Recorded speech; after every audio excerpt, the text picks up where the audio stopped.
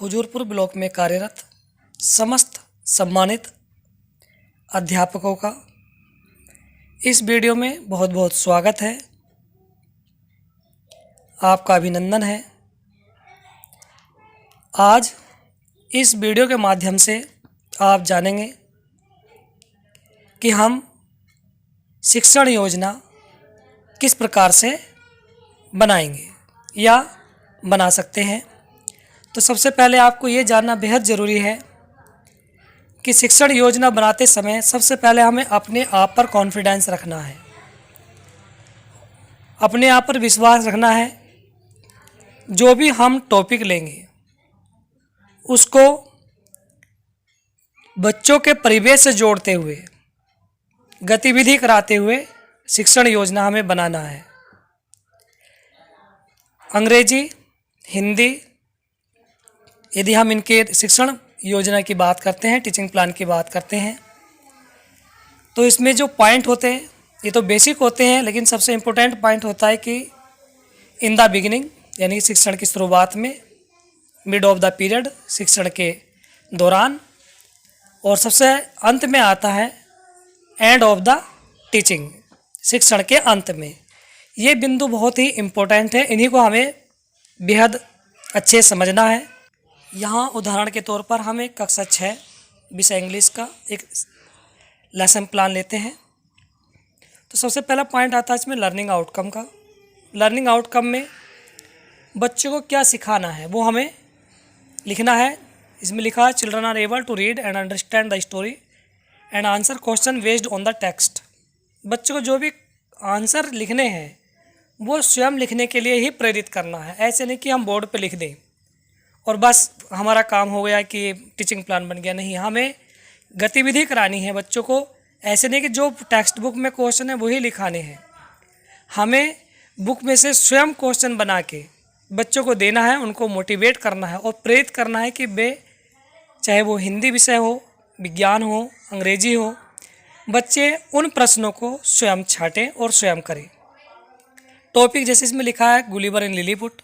Required material आपका जैसे text book हो जाएगी, पिक्चर्स से आप बता सकते हैं। आप यहाँ पर दीक्षा ऐप ले सकते हैं, ICT ले सकते हैं। नंबर 4 पॉइंट आता है टीचिंग लर्निंग प्रोसेस। क्या प्रक्रिया आप अपनाओगे। इसमें नंबर फर्स्ट आता है in the beginning of the teaching. तो जब आप टीचिंग की बिगिनिंग करेंगे तो वहाँ आपको सीधे क्लास में जाकर क्वेश्चन नहीं पूछना है। सबसे पहले बच्चों को आप जो परिवेश से, जो पहले से कुछ जानते हैं, उससे संबंधित आप बच्चों से डिस्कस करेंगे और वही प्रश्न हमें इन द बिगिनिंग में लिखने हैं। जो क्वेश्चन हम पूछ रहे हैं परिवेश से संबंधित, तो वही हमारा जो क्वेश्चन हम इजीली पूछेंगे ओरल, वही हमें यहाँ लेसन प्लान के स्टार्टिंग में लिखने हैं।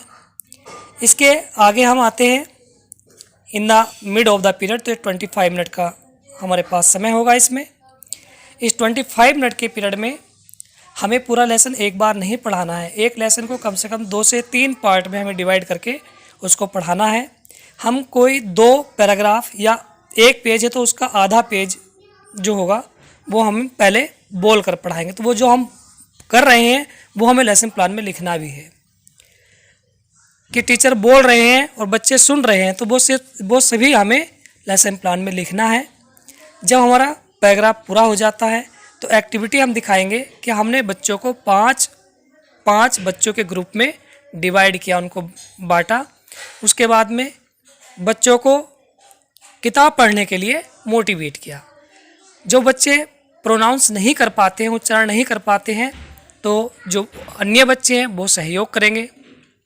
यदि फिर भी कोई ज़्यादा बिग मिस्टेक आती है, मेजर प्रॉब्लम आती है, तो वहाँ टीचर स्वयं कोऑपरेट करेंगे। तो ये सब चीज़ जो हम बता रहे हैं ये आपको लेसन प्लान में लिखना भी है। और जो बच्चा अच्छा पढ़ता है तो उनकी पीठ थपथपा के उनको फीडबैक देना है, उनका मनोबल बढ़ाना है। तो जो चीज़ हमें बता रहे हैं ये सभी हमें लेसन प्लान में लिखना है।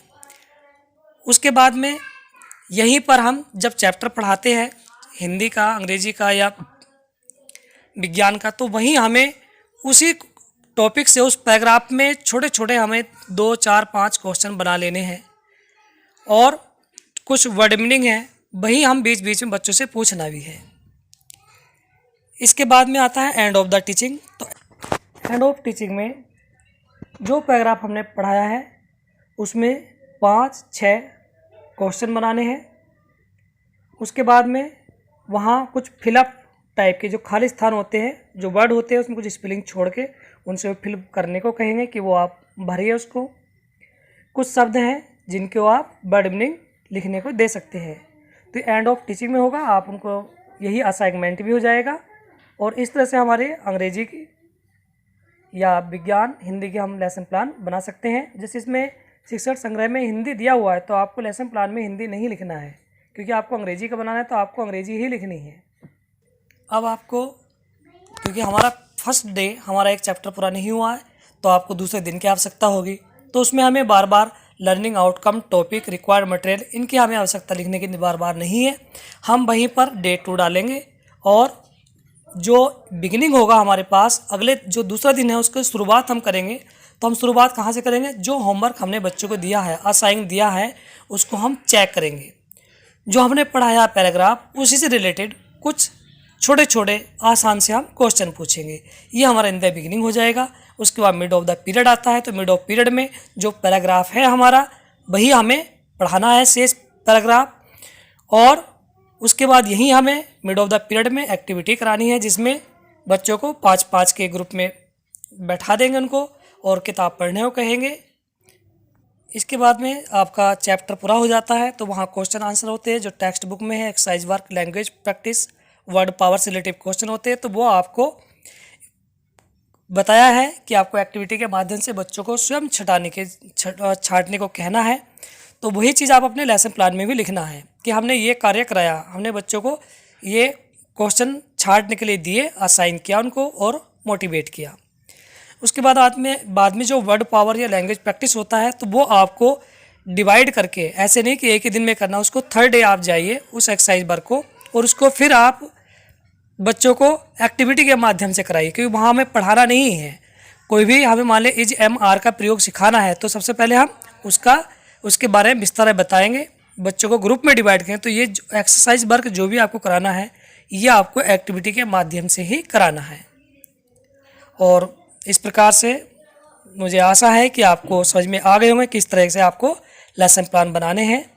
और यदि आपको किसी प्रकार की कोई समस्या आती है तो आप शिक्षण संग्रह मॉड्यूल को बहुत अच्छे से पढ़िए, वहाँ आपको सभी तरह की समस्याएं, शंकाएं दूर हो जाएंगी। धन्यवाद।